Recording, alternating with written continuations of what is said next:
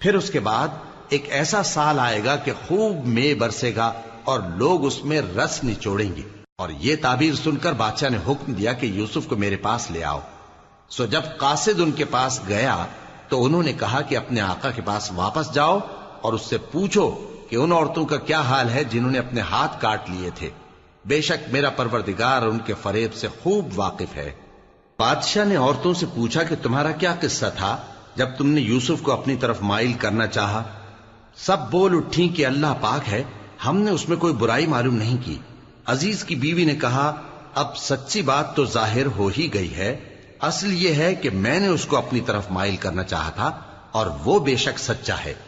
یوسف نے کہا کہ میں نے یہ بات اس لیے پوچھی ہے کہ عزیز کو یقین ہو جائے کہ میں نے اس کی پیٹھ پیچھے اس کی امانت میں خیانت نہیں کی، اور اللہ خیانت کرنے والوں کی چال کو چلنے نہیں دیتا، اور میں اپنے آپ کو پاک